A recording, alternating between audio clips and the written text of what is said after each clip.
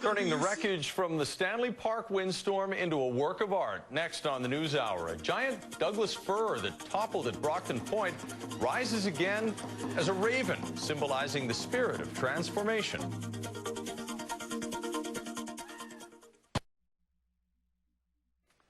It was among the thousands of trees toppled like matchsticks in the Stanley Park windstorm. Today, it's been transformed into a work of art. Deb has more in tonight's Insight. Deb? Chris, it's been 4 years since winds of more than 110 kilometers an hour devastated Stanley Park, uprooting thousands of trees and badly damaging parts of the seawall as well. $9 million was spent restoring the park, clearing debris and replanting trees. But one of the largest trees, as you said, Chris, has been transformed and unveiled today at the Klahowya Village in Stanley Park. Eileen Yong was there.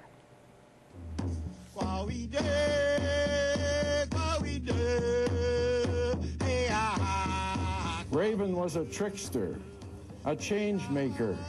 He was also a protector and helper of humankind. For Coast Salish carver Richard Krentz, there was always deep meaning in his artwork. But his latest carving, unveiled today in Stanley Park, seems even more symbolic.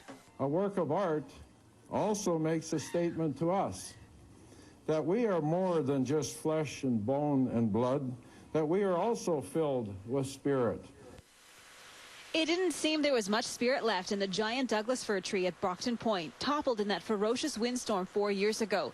The leftover stump was ugly, uninspiring, but Krentz saw it in an entirely different light.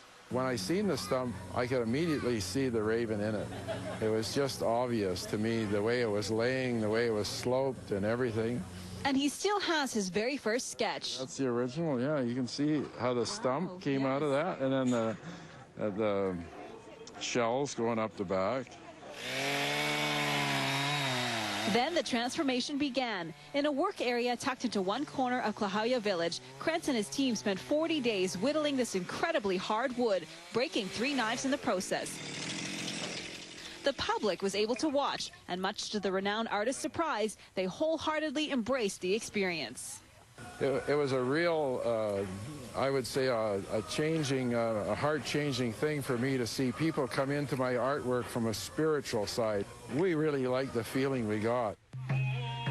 The other thing I couldn't believe is people holding hands and dancing around this raven, singing and screaming, trying to awaken the spirit. It was just so incredible. I had no idea what it would really look like. So even before its grand unveiling, Raven's spirit of transformation has already done what Richard Krentz was hoping. It had transformed him and the people who had given their spirit to its creation. Now perched in its pond in Stanley Park, he's hoping it will continue as a messenger of inspiration. You look at that stump, but inside is this beautiful spirit. And I think when we look at each other, we have to realize that no matter what we're seeing, inside is this beautiful spirit in all of us. Lovely. Now, that tree wasn't the only one put to good use. Here's a little reminder of where all that timber ended up. Some of it was sold, some of it was given away.